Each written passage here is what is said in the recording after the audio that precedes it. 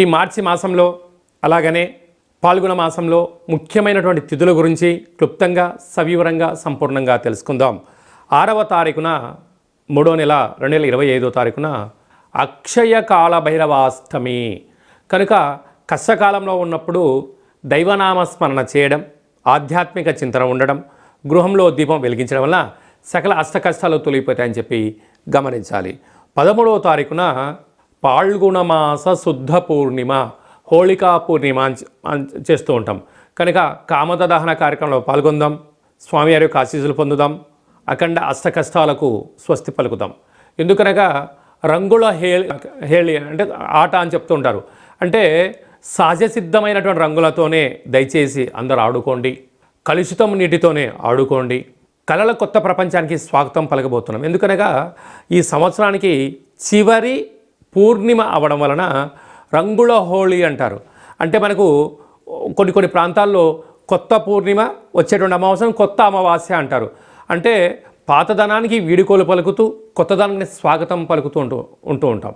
అందుకే మనం అందరము కూడా రంగులతో అలంకరించుకొని ఆడుకొని ఈ పాత సంవత్సరంలో అంటే తెలుగు సంవత్సరాలలో ఈ జ్ఞాపకాలంతను కూడా మధుర స్మృతులను గుర్తుపెట్టుకుంటూ పడ్డ అష్టకష్టాలకు స్వస్తి పలుకుతూ అష్టైశ్వర్యానికి రాబోయే కాలంలో స్వాగతం పలకాలని రంగులతో ఆటలాడుకొని మంచి కొత్త సంవత్సరానికి స్వాగతం పలుకుతాం.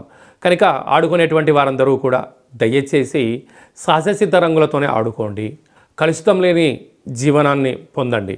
ఎందుకనగా చాలా ప్రాంతాల్లో స్కిన్, హెయిర్, కళ్ళు ప్రాబ్లం అయిన సందర్భాలు కూడా చాలా ఉంటున్నాయి. దయచేసి ఎవరు కూడా పండగ పూట బాధపడకూడదు అనేటువంటిది మన సనాతన ధర్మం. అందరూ క్షేమంగా ఉండాలి, అందరూ ఆయురారోగ్యాలుగా ఉండాలి. పాత సంవత్సర పూర్ణిమకు వీడుకోలు పలుకుతూ కొత్త ఉగాది పండుగకు స్వాగతం పలుకుతూ కనుక మనమందరం కూడా వీలైతే శ్రీ రమా సహిత సత్యనారాయణ స్వామి వ్రత పూజ కార్యక్రమంలో పాల్గొనడం, దత్తాత్రేయ స్వామి యొక్క దర్శనం, శివాలయంలో పూజా కార్యక్రమం, కాళభైరవ హోమంలో పాల్గొనడం వలన సకల అష్ట కష్టాలన్నీ తొలగిపోయి కొత్త సంవత్సరానికి స్వాగతం పలకబోతున్నాం.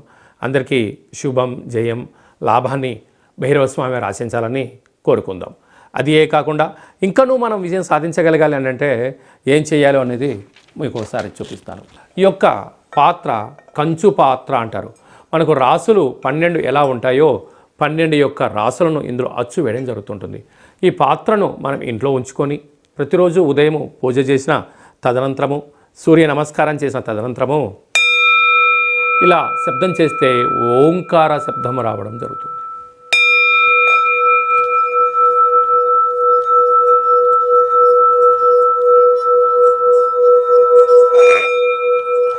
ఈ శబ్ద తరంగాన్ని ఇంట్లో సృష్టించడం వలన, ఓంకార శబ్దం వలన ఇంట్లో ఉండబడినటువంటి జ్యేష్ఠాదేవి అనగా దరిద్ర దేవత బయటికి వెళ్ళడం, లక్ష్మీమాత గృహంలోకి గళ్ళు గళ్ళుమంటూ రావడం జరుగుతుంది.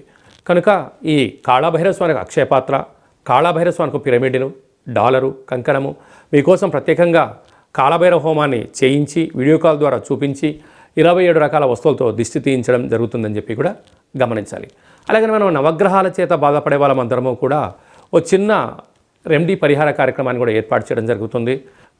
కళౌ వెంకటేశ్వర అంటారు. అంటే కలియుగ కాలంలో వెంకటేశ్వర స్వామిని స్మరించిన, ధ్యానించిన యోగదాయకం అని చెప్తారు. కనుక గ్రహదోషాలు, సకల దోషాలు తొలగిపోయి వాటిని నశింపజేసే శక్తి భగవంతుడికి ఉంటుంది. అలాగని మనకు ప్రతి నెలలో మనకు ఆదివారము, సోమవారము, మంగళవారం అని చెప్పి 4 మంగళవారాలు, 4 శనివారాలు లేక 5 సోమవారాలు వస్తూ ఉంటాయి. ఇలాంటి కాల సమయంలో ఆదివారం పూట సూర్య భగవానునికి స్మరించడం, 27 సార్లు నామాన్ని వ్రాయడం, సోమవారం పూట చంద్రుని స్మరించడం, 27 నామాలు వ్రాయడం.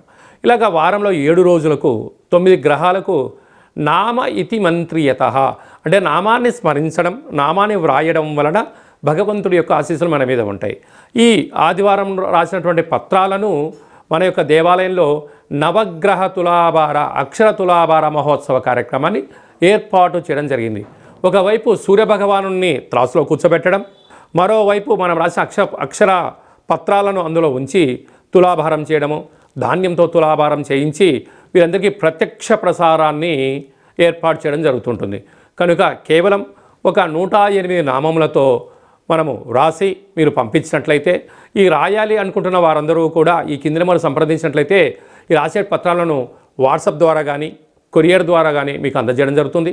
రాసిన తర్వాత మళ్ళీ ఫోటో తీసి వాట్సాప్లో పంపిస్తే సూర్యగ్రహ దోషం ఉన్నప్పుడు సూర్యగ్రహ తులాభారంలో, శని భగవాను యొక్క దోషం ఉన్నప్పుడు శని భగవాను తులాభారంలో ప్రత్యక్ష ప్రసారాన్ని వీక్షింపజేయచ్చు, భగవంతుడి ఆశీస్సులు పొందగలరు అని చెప్పి ఒక చిన్న విన్నపం.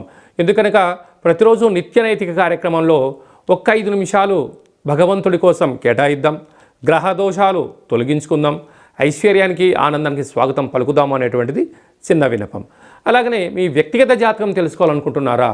మీరు పుట్టినటువంటి తేదీ, నెల, సంవత్సరం, సమయం వ్రాసి మీరు వాట్సాప్లో పంపించగలిగినట్లయితే 100 సంవత్సరాల జాతకాన్ని సవివరంగా సంపూర్ణంగా వ్రాసి పంపించి మీరు పుట్టినప్పుడు గ్రహ గమనాలు ఎలా ఉన్నాయి, ప్రస్తుతం ఎలా ఉంటున్నాయి, రాబోయే కాలంలో ఎలా ఉండబోతున్నాయో సవివరంగా తెలియజేయడం జరుగుతుంటుంది.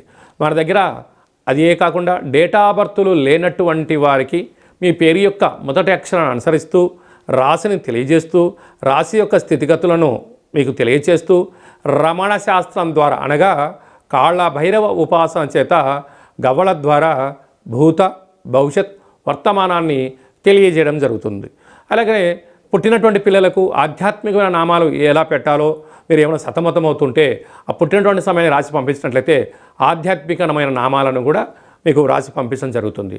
అలాగనే ప్రేమికుల మధ్య విభేదాలు కానీ, భార్యాభర్తల మధ్య ఆటంకాలు కానీ, స్వల్పంగా ఉన్నప్పుడు చిలికి పెద్దగా చేసుకొని పోలీస్ స్టేషన్లు గొడవలు అంటూ విడిపోయే పరిస్థితి అలాగా తెచ్చుకోకుండా సమస్య ఎందుకు వస్తుంది, వాటిని నివారించడం ఎలా అనే విషయాన్ని తెలుసుకున్నట్లయితే మనం సంపూర్ణమైనటువంటి స్వామివారి యొక్క సేవలో ఆధ్యాత్మిక చింతనగా ఉంటూ దైవనామాన్ని స్మరించడం వలన మిమ్మల్ని అద్భుతమైనటువంటి ఈ కష్టాలకు స్వస్తి పలికి ఐశ్వర్యం స్వాగతం ఎలా పలకాలో తెలియజేయడం జరుగుతుంది.